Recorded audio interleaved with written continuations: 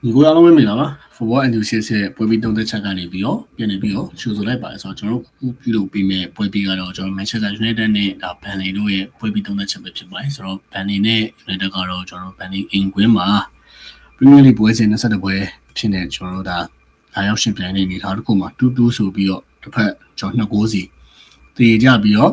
့အမှတ်ကိုခွဲယူခဲ့ကြပဲဖြစ်ပါတယ်ဆိုတော့ United ကဒီနိုင် sorry ဒီတည်ပွဲကြောင်းတော့ကျွန်တော်ခုလက်ရှိချိန်မှာဇာတ်ရက်တည်မှုအဆင့်6မှာကျွန်တော်32မှတ်နဲ့အတူပဲဒါဟို Chelsea ရဲ့အပေါ်မှာတော့ရက်တည်နေပြီတစ်ဖက်ကကျွန်တော်တို့ခုလက်ရှိဒါချင်း6လာမယ့်အနေထားတစ်ခုတော့တော်တော်လေးစိုးရင်စရာဖြစ်လာပြီပေါ့အဓိကကျွန်တော်တို့ top 4 race ကဒီချက်ပို့ပြီးတော့စိတ်ဝင်စားဖို့ကောင်းလာမှာလည်းမှန်မယ်ဆိုတော့ဒီပွဲကတော့မှန်တိုင်းပြောမယ်ဆိုရင်တော့ဒီနီးပြပြောင်းလဲဖြစ်တဲ့စက်ကြားကာလတစ်ခုမှာကျွန်တော်တို့အများကြီးညှော်လင့်လို့ရရင်နေတာတစ်ခုတော့မဟုတ်ဘူးဒါပေမဲ့လည်းအနည်းဆုံးများဘန်လေးဆိုတော့သိရမလားကျွန်တော်တို့ဟိုအနိုင်ဒါမဟုတ်လေကျွန်တော်တို့ဒါ performance ကောင်းတစ်ခုတော့ဟိုပြသနိုင်ခဲ့မှထင်ခဲ့ performance ကတော့ကျွန်တော်ဒီနေ့ပွဲကတော့ပြောမယ်ဆိုရင်တော့ဒါပြသနိုင်ခဲ့ပါတယ်ဒါဘန်လေးနဲ့ပွဲရောကျွန်တော်ကြည့်ရမယ်ဆိုရင်ပြီးခဲ့တဲ့ Leeds United တို့ထားပါတော့ကျွန်တော် Wolverhampton တို့ပွဲစဉ်နေတဲ့ရှင်းမယ်ဆိုရင်တော့ဒီပွဲကကျွန်တော်မစိုးဘူးလို့ဆိုရမယ်နောက်ဆုံး3ပွဲလုံးကျွန်တော်တည်ကြရင်ကျွန်တော်ပြောမယ်ဆိုရင်12မှတ်ရမယ့်ပွဲပေါ့လေဒီ12မှတ်ရမယ့်3ပွဲမှာဟိုကျွန်တော်3မှတ်ပဲရတယ်ဆိုတော့ဒီလိုမျိုးအမှတ်တွေရော့နေနေတာတခုကတော့ United ခုလာမဲ့ဒီပြောမှဆိုရင်ဒါရာသီပိတ်ရင်ကျွန်တော်တို့ဒါမျှော်မှန်းထားတဲ့အဆင့်6ရဖို့တော့ကတော့နည်းနည်းလေးခက်ခဲလာမယ်အနေထားတခုမှရှိတယ်ဘယ်လိုပဲဖြစ်ဖြစ်ဒီနေ့ပွဲမှာကျွန်တော် Benjamin Sesko ကျွန်တော်တွင်းကိုကြီးပြန်လဲပြီးတော့မြင်တွေ့ခဲ့ရတယ် hat trick တွေပါအောင်ရခဲ့တဲ့အနေထားတခုတွေတော့မှသူတို့အနေနဲ့မြင်တွေ့ခဲ့ရဆိုတော့ Sesko အနေနဲ့ဒါတွင်းကိုပြန်ရရှိအောင်ကျွန်တော်တို့ဒါကြိုးစားရမယ်ဝန်တာရမယ်ဆိုတော့ဒါနဲ့ပတ်သက်ပြီးကျွန်တော်ဆွေးနွေးကြည့်မယ်ဆိုတော့အဓိကတော့ဒီနေ့ပွဲရတော့ကျွန်တော်တို့ဒါဟိုကျွန်တော်နီးပြဖြစ်သူ Ruben Amorim ထွက်သွားပြီးနောက်ပိုင်းမှာ Darren Fletcher ကတော့ကျွန်တော်တို့ဒါ Ingram ဟိုမန်နီယာအနေနဲ့ကန်ခဲ့တယ်အထီးကတော့ကျွန်တော်တို့ဟို3-2-4-1ပေါ့လေစာပြောမှဆိုရင်sorry ဒါ 4-2-3-1 formation ကိုမှ base လုပ်ပြီးတည်ခင်းလာတယ်ဆိုပေမဲ့လည်းတချို့တော့ off the ball movement တွေမှာတော့ 3 back system ကိုပဲကျွန်တော်တို့ဒါဟိုဒီကျင့်သုံးနိုင်ပုံစံပေါ့အဓိကဒါတော့ဒိုကူဝင်းဘက်ပေါ့လေအဓိကကျွန်တော် paper ရဆိုရင်တော့ဒိုကူကကျွန်တော်တို့ဒါ left wing ကနေရာမှာအသုံးပြီးဒီနေ့ပွဲမှာတော့ကူးညာကို right wing ကနေရာမှာတော့ပို့ပြီးတော့အသုံးပြုစီခဲ့တယ်double pivot ကတော့ကျွန်တော် Casemiro Ugarte နဲ့တူဒီနေ့မှာကျွန်တော် Bruno Fernandes ကိုနံပါတ်10 row မှာတော့ကျွန်တော်ပြန်နေပြီးတော့မြင်တွေ့ခဲ့ရပဲဖြစ်တယ်ဆိုတော့ Bruno Fernandes ကတော့ကျွန်တော်ပွဲချိန်ပြေတော့တီရောဆော့ကစားနိုင်ခဲ့ခြင်းမရှိဘူးဆိုတော့ Burnley ကတော့ကျွန်တော်ဥဆောင်ဖို့ရခဲ့တယ်ပေါ့နော်ဒါပထမပိုင်းမှာနေကျွန်တော် 1G ဆိုပြီးတော့ကျွန်တော်ဥဆောင်ဖို့ရခဲ့တယ်နည်းနည်းတော့ out of that ဖြစ်တယ်ဒီကကျွန်တော်တို့ဟို on target မရှိတဲ့အသင်းကကျွန်တော်ဥဆောင်ခြင်းခံရအောင်ဆိုတော့ဒါပထမပိုင်းမှာဆို 1C ဒါကတော့ Eden Heaven နဲ့ကျွန်တော်ထွက်ဖို့လုပ်တဲ့နေတာတစ်ခုကနေဒီ flat ဖြစ်ပြီးဝင်သွားတာဆိုတော့ဒါကလည်းဘာမှမတက်နိုင်သေးဘူးခုနကလာမန်းစ်နေနဲ့ကလည်းဆိုတော့ဒါလည်းကျွန်တော်တို့ဒါ deflect ဖြစ်ပြီးတော့ကျွန်တော်တွင်းဟို goal ပါပေါ့လေဆိုတော့အဲ့နောက်မှာ Benjamin Sesko ဒါပြောရမယ်ဆိုရင်တောက်လျှောက်ကျွန်တော် chance တွေရခဲ့တာဒိုကူကျွန်တော်ထိုးပေးလိုက်တဲ့အလုံးတွေရှိတယ်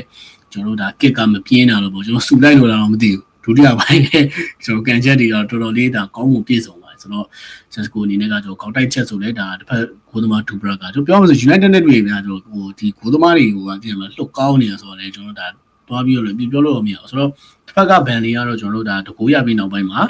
တစ်ဖက် United ကျွန်တော်တိုက်စစ်ဆင်လို့မရအောင်ဒီကတော့ကျွန်တော် low block ထိုင်ချလိုက်ပြီးတော့ကျွန်တော်တို့ဒါ United အနေနဲ့ space တွေရှာတော်တော်ခက်ခဲသွားရေဒီနေ့ပွဲမှာပြောချင်တာကတော့ကျွန်တော်တို့ level 1မှာပါတယ် Ugarte ကတော့ဟိုအတိုင်းလေးရောက်ကျွန်တော်တို့ဒီနေ့ပွဲမှာဟိုအကောင်းဆုံး performance တစ်ခုပြသခဲ့ဒါပေမဲ့ Casemiro စီကနေပဲဒါပြောမှဆိုရင်လွတ်ထွက်သွားတဲ့ဘောလုံးတွေကနေတစ်စင်ကျွန်တော်တို့ကတွင်းကိုခွင့်ပြုခဲ့တာဆို Casemiro ဒီနေ့ပွဲမှာတော်တော်လေးညံ့ပါတယ်ဒါကိုကျော်ကြီးကျွန်တော်ဆဲမယ်ဆိုလည်းဆဲနေကြရပဲပေါ့လေဆိုတော့ဟိုတော်တော်လေးဟိုမှာ so wide performance ကို Casemiro စီမြင်တွေ့ခဲ့ရတယ်ဆိုတော့ဒီလူစားလင်းမှုမှာလည်းဆိုလည်းကျွန်တော်မှန်ကန်ခဲ့တဲ့လူစားလင်းမှုတွေရှိသလိုမှားယွင်းတဲ့လူစားလင်းမှုတွေဒါပြောမှဆိုရှိခဲ့တယ်ပေါ့လေအဓိကကျွန်တော်တို့ Heaven ဘယ်လိုပဲအုံကိုတွင်းခဲ့ရပါစေအောင်ဗျာကျွန်တော်ပြောမှဆိုရင်နောက်တန်းမှာဆက်ထားမယ်ဆိုရင်ဒါဖြစ်တဲ့အရာတခုဒါမဲ့လေကျွန်တော် Heaven ကိုထုတ်ပြီးနောက်ပိုင်းမှာချက်ချင်းပဲကျွန်တော်ဒါတွင်းကိုရပါညာပြန်ခွင့်ပြုခဲ့ရကျွန်တော်ဒါရိုတို့ပါလို့ကျွန်တော်ဒီ game မှာနောက်တန်းမှာတော်တော်လေးမတည်ငြင်းတဲ့ပုံစံတွေတွေ့ခဲ့ရပြီးဒီပွဲကတော့ overall ရကြည့်မှဆို performance ကောင်းပါတယ်အဓိကရှေးလေးစီကျွန်တော်တို့ဒါထည့်လိုက်တဲ့နေရာတစ်ခုမှာဒူးအော်တိုင်းတွေပါညာလုတ်တယ်ဥကာလေးကိုထုတ်တယ်တကယ်လေးစီကိုကျွန်တော်တို့ဒါတိုက်စစ်မှာပါစီခဲ့တယ်ချက်ဝင်ပြီးကျွန်တော်10မိနစ်အကြာမှာပဲကျွန်တော်တို့ဒါကန်သွင်းဖို့လုပ်တဲ့အရာကကျွန်တော်တို့ဒါဘာလန်ထိမှန်သွားပြီးတော့တွင်းကိုဖြစ်နေပြောင်းလဲနိုင်တယ်ဘာလို့ဆိုဒီလိုမျိုးဟာကြောင့်ပဲဖက် Brighton ကတော့ sorry ဒါဟိုကျွန်တော်ဘန်လီကတော့ဒါပွဲပြီးဆုံးတဲ့အချိန်ထိကျွန်တော်တို့ဒါပိတ်ဆော့ပြီးတော့ပဲ United ကတော့ United ဆက်သေးတယ်ဒါပေမဲ့ခွဲယူသွားနိုင်ခဲ့တယ်ပေါ့ဆိုတော့ဘန်လီကတော့ဒီတရေပွဲကြောင့်တော့သူတို့ခုလက်ရှိဇာတ်ရက်တည်မှုရတော့16မှာဒါပြောမှဆိုတန်းစင်းစုံမှာဆိုတော့တော်တော်လေးဖီအားတော့ရှိနေတော့မယ်ဗျာနောက်ပွဲလေလီဗာပူးပါညာဆိုတော့အနေနဲ့များသူတို့ကတော့ဒါပြောမှဆိုတေးပွဲတွေရသလောက်ရှူနေတဲ့ပုံစံပါဆိုတော့ ဒီနေ့ကတော့ကျွန်တော်တောက်လျှောက်ဆိုသလိုကျွန်တော်တို့ဒါဝင်းကာဆယ်ကိုနိုင်ပြီးကြတဲ့ကျွန်တော်တေဘွဲ3ဘွဲဒါပြီးနေကျွန်တော်တို့ဒါ Premier League မှာက Man City နဲ့တွေ့ရအောင်မယ်ဆိုတော့ကျွန်တော်ပြေဖို့လေဆိုတော့ဒီခုလက်ရှိဒါ performance ရဆိုရင်တော့မဆိုးဘူးဆိုပေမဲ့လည်းရလက်အားဖြင့်တော့ကျွန်တော်တို့ကအမြဲတမ်းအမှတ်တရခွဲယူပေးနေကြဖြစ်နေတာဆိုတော့တော်တော်လေးချိန်ဆိုပါဆိုတော့ကိုနေဝင်းရောဒါဒီပွဲစဉ်နဲ့ပတ်သက်ပြီးလေဒါသုံးသပ်ပြီးပါအဓိကကျွန်တော်တို့ပြဿနာကဘယ်လိုပြောမလဲကျွန်တော်ခါပြတ်တဲ့ပြဿနာပေါ့တိလားအဓိကကွင်းလေကဘလို့မှဘယ်နည်းပြမယ်လာဒီနေ့ပွဲမှာလည်းအထင်သာမြင်ရတယ်ပေးလိုက်ရတဲ့ဂိုးတွေအကုန်လုံးကကစီမီရိုရောဥဂါဒေးရောရှိနေတဲ့ဂျားတွေကနေကျွန်တော်တို့ပေးလိုက်တဲ့အလုံးတွေပေါ့နော်ပထမအလုံးဆိုလည်းအဓိကတော့ဒီကစီမီရိုရဲ့ဒီ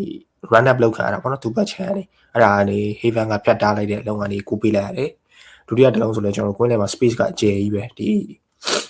Jadon Anthony ပေါ့နော်ဒီကစားသမားမကန်ခင်မှာကစီမီရိုလည်းရှိတယ်လူရှောလည်းရှိတယ်လီဆန်နိုမာလီနဲ့လည်းရှိတယ်ဆိုတော့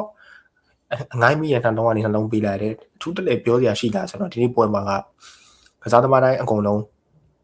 intensity အပြည့်နဲ့တော့ကစားခဲ့တာမှန်တယ်ဒါနဲ့နိုင်ထိုက်တဲ့ပွဲပေါ့ဗျာတော်တော်လေးနဲ့ United နဲ့ပတ်သက်တာယာစီစတွေကဒီယာစီမှာကကျွန်တော်တို့ရှေ့ယာစီတဲ့ဆိုင်တိုးတက်လာလားဆိုတော့တိုးတက်လာတယ်ဒါပေမဲ့မရှုံးတော့ဘူးဒါပေမဲ့တရေလေးကြီးပဲကြာနေတာကျတော့အစင်တော့မပြေဘူးပေါ့နော်ကျွန်တော်တို့အဲ့လိုမျိုးဆိုတော့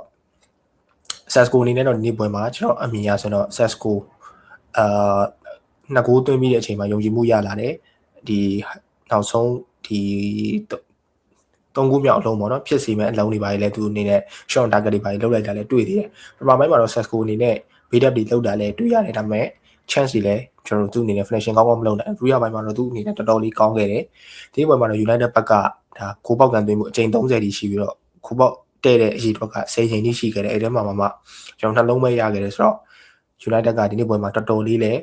းကျွန်တော်တို့ပထမပိုင်းမှာဆိုလဲဂိုးလိုင်းကီးရမယ်2ခါလောက်လောက်ခံရတယ်ကျွန်တော်တို့ဒီလီဆာနိုမာတီနဲ့ကိုသွင်းတဲ့အလုံးတွေလည်းဖယ်ဖြတ်ခံရတယ်ဒုတိယပိုင်းမှာတော့ရှိန်လီစီဝင်လာပြီးနောက်ပိုင်းမှာနည်းနည်းလေး magical moment တွေမျောလင်းလို့ရတယ်ဆိုပေမဲ့ဒါရှိန်လီစီရတဲ့လူငယ်ကစားသမားတွေဖြစ်တဲ့အတွက်သူကတဲ့လုံးတစ်လုံးကတော့ဘားနဲ့ထိသွားတယ်နောက်တစ်လုံးကတော့ကိုဘေးကနေထွက်သွားတယ်ဆိုတော့အရန်ရော United အသင်းတွေနဲ့ Newcastle Chelsea ဒီလိုမျိုးစတဲ့အသင်းတွေအပြင်လီဗာပူးအနီးကပ်ဆုံးပြိုင်ဘက်လီဗာပူးအာဆင်နယ်လိုအသင်းမျိုးနဲ့တွေ့နေတဲ့အချိန်မန်စီးတီးလိုအမှတ်လျော့နေတဲ့အချိန်ဗီလာလိုအမှတ်လျော့နေတဲ့အချိန်မှာဒါသူကိုယ်တိုင်လည်းအမှတ်လျော့ပြီးတော့တမတ်ပဲရောက်နိုင်တာတော့ United အသင်းပို့ပြီးတော့သူကိုယ်သူခက်ခဲသွားစေလို့မြင်တယ် Fletcher ရဲ့ပွဲဦးတော့ပေါ့နော်ဒီဟာကိုပြောရမယ်ဆိုရင်တော့အရန်ကြီးအကြီးမတိုင်တော့မှအရန်ကြီးတော့ကောင်းခဲ့တဲ့ပွဲမဟုတ်ဘူးပေါ့နော်တာမန်ပွဲတစ်ပွဲပဲ Fletcher အနေနဲ့စွမ်းဆောင်နိုင်ခဲ့လို့မြင်တယ် Bruno Fernandes ကိုထုတ်လိုက်ပြီးနောက်ပိုင်းမှာ United အနေနဲ့ဒီ chance creation တွေကွင်းလယ်က creativity တွေကလုံးဝရော့ကျသွားပြီးတော့ဒါ United ရဲ့ကွင်းလယ်ကပိုပြီးဆိုးရလာခဲ့လို့မြင်တယ်main တို့နောက်ပိုင်းမှာတော့ Mason Mount တို့အကောင်းဆုံးကြိုးစားတယ်ဆိုပေမဲ့ဘန်လေးရပဲပွဲကိုထိန်းပြီးတော့ဒါတရေတမတ်ကိုရောက်သွားခဲ့လို့တော့မြင်တယ်ဘန်လေးဘက်ကကြည့်မယ်ဆိုရင်တော့တိတိယောက်ကန်သွင်းတဲ့အလုံးနှလုံးကအဲ့ကျွန်တော်ဒုတိယအတုံးတစ်လုံးပဲသူတို့အနေနဲ့ attacking threat ကပြန်စတာပဲရှိရပါတော့ United နောက်တန်းကိုအများကြီးဖိအားပေးနိုင်ခဲ့တာမဟုတ်ဘူး United ကပဲပွဲစဉ်တောက်လျှောက်ပွဲကိုထိန်းချုပ်ထားတာမှန်တယ်ဒါပေမဲ့ပွဲကိုကေးတဲ့ကိန်း2-1ပေါ့နော်2-1လောက်ပဲရှိတဲ့အချိန်မှာမလုံနိုင်သေးပဲအချိန်မှာပဲBruno တို့လိုကစားသမားမျိုးတွေအဲ့ဒါပြီးရင်ကျွန်တော်တို့နောက်တန်းက Haven တို့လိုကစားသမားမျိုးတွေကိုထုတ်လိုက်တဲ့အချိန်မှာဒါ United ကပို့ပြီးတော့ဒါဂိုးလည်းပြန်ပေးလိုက်တဲ့အချိန်မှာ2-2ဆိုရရလိုက်တယ်ပွဲပြီးဆုံးသွားတယ်လို့မြင်တယ်ဒီနေ့ပွဲမှာတော့ main 2လည်းဒါမိနစ်အချို့တော့ကစားခွင့်ရခဲ့တယ်အဲ့ဒါပြီးရင်ကျွန်တော်တို့ဒီဗီဇမောင်းလည်းဒါပြန်ပါခဲ့တယ်ဆိုတော့မှန်တိုင်းပြောရင်တော့ဒီပွဲကအနိုင်3မှတ်အတွက်လာတာဖြစ်တဲ့တာပေါ့ဗျာnew manager bounce တွေပိုင်းနဲ့လည်းဒါအနိုင်3မှတ်တွေပါရမလားရင်းတော့လည်း Nestor Ryan တို့ Carrot တို့ Oligana Solskjaer တို့အဲ့လိုမျိုးယာယီနီးပြရဲ့လက်ထက်မှာရတတ်တယ်ဆိုတော့ဒါပေမဲ့လည်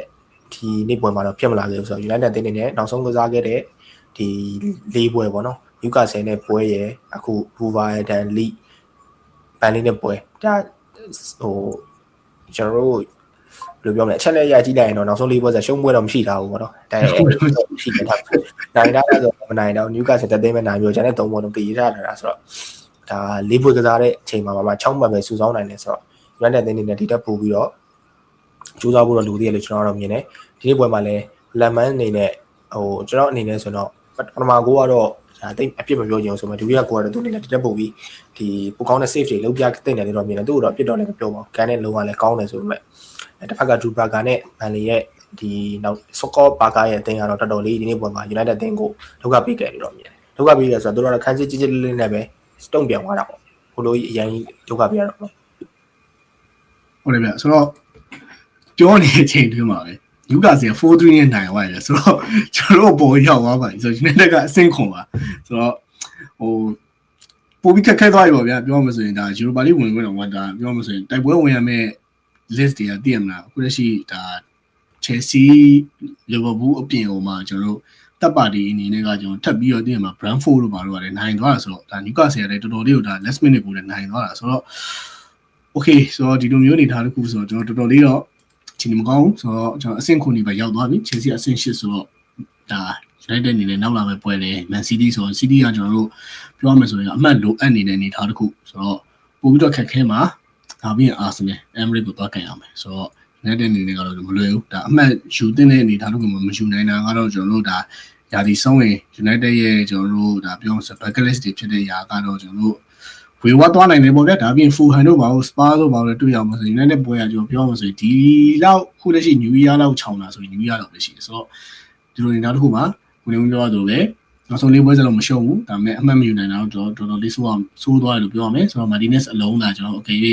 ဖောင်းမဖြစ်ခဲ့ဘူးဆိုတော့တမီးတစ်ဖုံနဲ့ပြောင်းလဲသွားနိုင်သေးရပေါ့ဒီဒါမဲ့လည်းကျွန်တော်တို့ဒါကတော့ကျွန်တော်တို့ပြီးသွားပြီဆိုတော့တူဆိုတော့တစ်ခုနဲ့ပြီးဆုံးသွားခဲ့ပါဆိုတော့ရှိနေစီအနေနဲ့ကလည်းပြောမှဆိုရင်ဟို link up လေးပို့ပြီးပို့ဟိုကစားခဲ့မယ်ဆိုရင်ကျွန်တော်ဒါနောက်ဆုံးမိနစ်မှာလည်းဘောင်ဆိုးကဖြစ်သွားနိုင်သေးတာဒါပေမဲ့လည်းကောင်းလေးအနေနဲ့ကသိရမလားကျွန်တော်ရှောက်ပြီးတော့ကျွန်တော် hero ဖြစ်ချင်စောညားဝိုင်းပုံပါပဲကန်လိုက်တဲ့နေတာတခုကကျွန်တော်တွင်းကိုနေခဲ့အောင်ဆိုတဲ့အတွက်ကြောင့်မလို့တူတူနဲ့ပြီးဆုံးသွားပဲဆိုညီကိုရောဘယ်လိုထင်ကြလဲဒီပွဲမှာ Benjamin Sesko ကိုကျွန်တော်ဒါတွင်းကိုပြန်ရသွားတဲ့ပုံမှာဘယ်လိုမျိုး react လုပ်ချင်ကြလဲကိုယ့်ရဲ့မြင်တွေကိုလူလက်စွာ comment မှာဝင်ဆွေးနွေးဖို့တော့ရပါမယ်ဆိုတော့ကြည့်ရှုအားပေးတဲ့ညီကိုတူတူရောက်နေတာကျေးဇူးများတင်ပါတယ်ဆိုတော့နောက်ထပ်ဗီဒီယိုမှာညီကိုအားလုံးနဲ့ပြန်တွေ့ကြပါညီကိုအားလုံးပဲကောင်းလို့ရပါဗျာ